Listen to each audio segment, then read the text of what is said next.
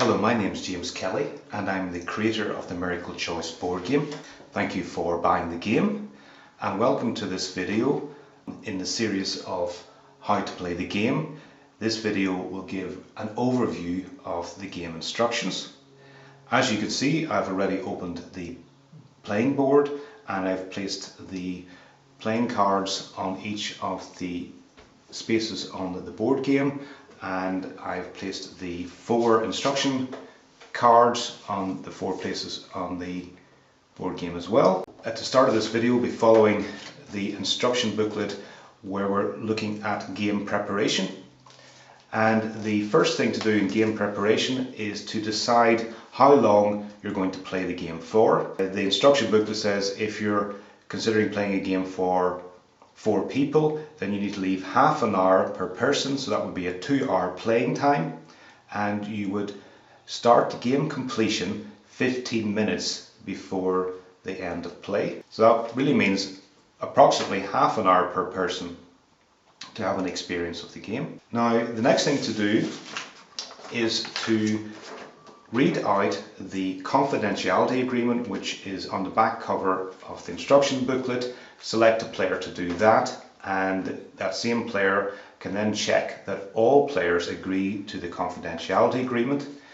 Then the meditation is read out, followed by a couple of minutes of silence where all players write down their playing intention on the top of a piece of paper. The playing intention really is the reason why players are playing the game. And as I mentioned, there's another video that will go into detail about playing intentions. So then you're ready to start the game. And let's imagine that we have 4 players. So you would get each player to place their playing piece on any of the spaces on the outer circle. It doesn't matter where players place their playing piece, because within the throw of 6 on a dice, the player can land on any of the playing spaces on the outer circle. Now you decide which player will take the first turn, and in the instruction booklet you throw the numbered dice and the highest number starts. So let's imagine I'm the yellow playing piece, and so I throw the movement dice, and let's imagine that I throw the number 4. I will follow the arrow which takes me clockwise around the board, so I'll move 4, 1, 2, 3, 4, and I've landed in an identity square. So I pick up a card from the corresponding pack, the identity pack. Now I can take the top card, I can pick up the card pack, and I can choose a card randomly from anywhere in the pack. I can tune into it and in any way really to select a card. So once I select that card, I will follow really the instructions for the turnaround cards, because the identity card forms part of the 4 turnaround group. The instruction for the turnaround cards are: read the whole card aloud twice, share by focusing on how the miracle key, which is the second bit of the card, share by focusing on how the miracle key turns around the card message. Now the card message is the bit at the top. You can call it the turnaround message. It also could be thought of as an ego thought or a negative thought. So I'll read out everything twice, and then it says share insights and feelings stimulated by the card. So I will look at that card and something might come to me immediately, and I'll share that. I then want to share how the card message relates to my playing intention, and I'll try and be as specific as possible. During this time, as it says on the turnaround cards, the other players are listening, silently supporting, with the understanding that the card also applies to them. With any of the turnaround cards, there is an individual sharing, getting the insights and messages from their inner guide or teacher, and the other players are listening, supporting that player to drop into that place of getting deep insights. So there's no feedback from the other players or group sharing after any of these turnaround cards, and the player keeps the turnaround card in front of them and builds up the cards during the game. Now let's imagine on my next move as the yellow player, I throw a 2 with the numbered dice and I move to the miracle space. I immediately, on the miracle space, I move up to the inner circle and I select again a card randomly from the miracle pack. If I'm new to the game, I could refer again to the instructions that go along with the miracle and choice cards. Again, it's read the card aloud twice, share insights and feelings, and celebrate the card message as personally as possible. It's not clear on the instructions or in the instruction booklet. When I land on a miracle space and get a miracle card, it's a reminder of a miracle that I've already chosen in my life. And the reason why I'm getting a miracle card right now in the game is because that ability that I had in the past and awareness to choose a miracle insight is really useful for me now to remember that ability in regard to my playing intention. So once I've finished sharing the miracle card individually, the miracle card is part of the group sharing cards, and therefore I need to facilitate as a player a group sharing. And if I follow the instructions again from the instruction card, it says open the sharing to the group by asking, would anyone like to share? Just as simple as that. You say, would anyone like to share? Let's imagine that there's 3 other players here. One of them wants to share and the other 2 don't. Close the group sharing by asking, would anyone else like to share? And if no one else wants to share, then that would be my turn over. That would be the group sharing turn over, and then I would pass the number dice on to the next player, and that would be my turn over. Now during the group sharing itself, other players will share how this group card has affected them, what insights they got from the card. I could pass the card round to them so they could read it again. So they share within the group the insights they got from this group sharing card. Even though it came to me as a player, it's really for everyone. In fact, all the cards that come up during a game really are for all players. But in the group sharing cards, other players get to comment on the card that was chosen by me. They may also share about how my sharing in itself, what I said maybe about my playing intention, somehow that give them insights as well, so they can relate their sharing to what I said. What a group sharing is not about is giving feedback to the person who's just shared, giving advice, suggestions about what they should do. The game really focuses on getting personal insights in relation to playing intentions. And if I feel strongly as a player that I want to give some other player individual feedback about their sharing, then I need to check with the player who's just shared, are you open to having feedback? If that player is, then you could go into giving specific feedback about what that person has shared. So you need to be really clear about what you're doing there, and the player whose turn it is need to be clear about whether they're open for specific feedback. Let's imagine it's my turn again, and this time I roll 4 with the dice, or 5, 1, 2, 3, 4, 5, sorry, 5, and I land on a choice space. Choice spaces are only available within the inner circle, as are these other spaces. The symbol space will land on that one next, but on a choice space, it's another group sharing card. Again, I'll choose a card. Maybe this time we'll just take one from the top. I will read out the card twice, following really the exact same instructions that I did for the miracle card. How that quotation from the Course in Miracles applies to my playing intention, I'll share that personally. And then again, I'll open the group sharing by asking, would anyone like to share? and whoever needs to share shares, and then I close it again by saying, would anyone else like to share? And that's my turn over again. As you see actually from this individual card, it says at the bottom, move to the real world. So there are 10 cards out of this pack of 30 that have this message at the bottom, move to the real world. So if I get that card with that message, move to the real world on it, then I will, after doing my individual sharing, after doing the group sharing, I will move my playing piece to the real world.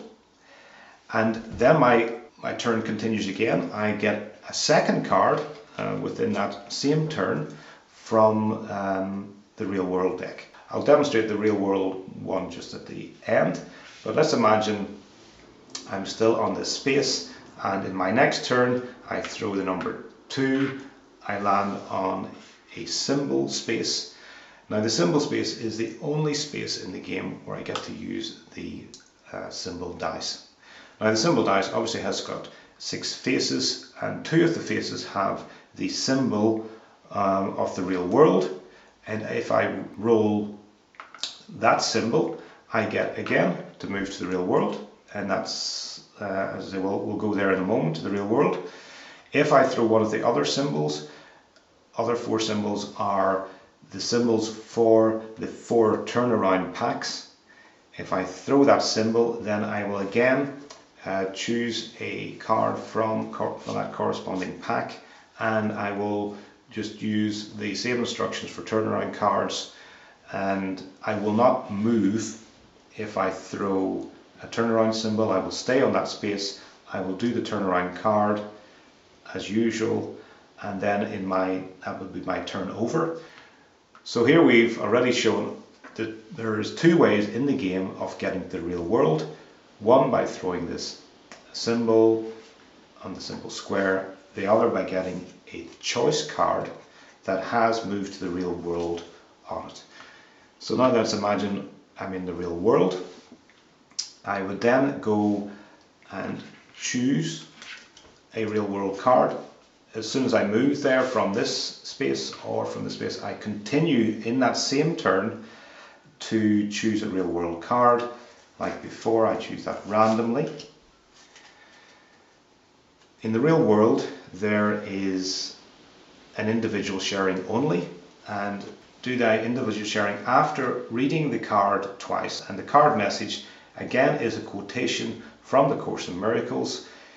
It's a beautiful quotation about the real world, which symbolizes love. It symbolizes in the game of getting to that state where I've had all the insights needed from the game to look at my playing intention with the eyes of love, with the perception of love. So when I read this beautiful quotation, I may be inspired in my individual sharing not to say anything, just to have a quiet moment during the game. I may be inspired to share how this message relates to my playing intention. I do that, and then my turn is over, it passes to the next player. Now I'm in the real world. Let's imagine the other players are moving around the board, and it comes back to me, and I'm in the real world. These other players some of them are on the inner circle, some of them are on the outer circle. And in the real world, when it's my turn, I can pick up the real world instructions, and it says about each subsequent turn. Read the previous selected card twice again and share a silent moment or any further insight. Because the card is such a profound message that it will maybe take several readings for it really to sink in. I have another opportunity to do that. Now, this is where I, as a player in the real world, do something that affects other players who are not in the real world. It says, offer a player on the outer circle, which there's one player here on the outer circle, the opportunity to select a miracle card, or a player on the inner circle. There's 2 players on the inner circle. I'll offer to a player in the inner circle the opportunity to select a miracle or a choice card. So just to summarize that, this player right here, if I choose them, I can offer them a miracle card. If I choose any of these two players here, I can offer a miracle or a choice card. And the selection of that player to offer a card to is an intuitive choice. It's not a choice of, oh, per player on the outer circle hasn't even got a miracle card yet, of course I'm going to choose this player, and they can select a miracle card.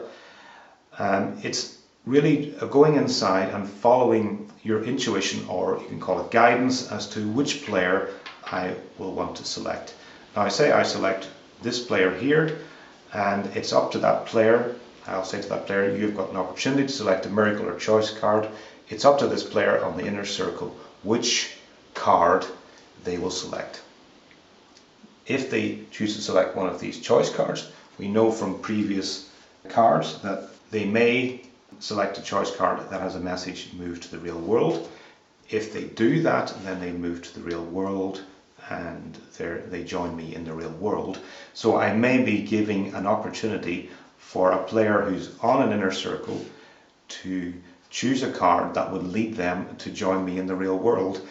The reason why this player out here has only got the opportunity to choose a miracle card and not a choice card is because they're still on the outer circle, and they need to progress towards the real world. They need to land by themselves, by their own choice, on a miracle space and move up. Because if I give this player out here the choice of both a miracle card and a choice card, they may choose a choice card that has a message, move to the real world. So they move directly from here to the real world. And within the game, there's an unwritten rule, just by looking at the board and how it's set up, that really there's a progression moving from an outer circle to an inner circle, which symbolizes really going deeper within ourselves. There is that natural progression before I have the opportunity to progress to the real world. The play may end now with 2 people in the real world and 2 people on one of the circles, because we've run out of time. So most games are ended on time, and then we enter into a game completion. Now those people who are not in the real world, they, as part of their completion, get to choose a real world card. So basically everyone has a real world card at the end of the game, even though they did not make it to the real world. And again, they just share that real world card as an individual sharing. Now the game completion involves looking at all the cards I've received during the game, and I have a moment to say what I need to say to complete my game, just generally looking at the cards, taking a moment to see what was really significant and meaningful for me during the game. And I may only share about one particular card, I may want to make reference to them all. It's whatever intuitively I need to share to complete my game. And once I do my individual sharing, it'll then pass on to the next person, and they will do their completion as well. I may also want to share how it was for me moving on the board. If I was this player, for example, and I got to move to the real world because of a card that was offered by a player who was already there, I may want to share how that was significant for me in relation to my playing intention. There may be a significant part of my completion sharing that might be about how my movements happened on the board, or how the cards came to me during the game. So that's basically a quick summary of the game instructions. So thank you for listening to this first video in the series of how to play the game. I hope you enjoyed, and if you have any questions, you can address them to the email at the end of this video. Thank you.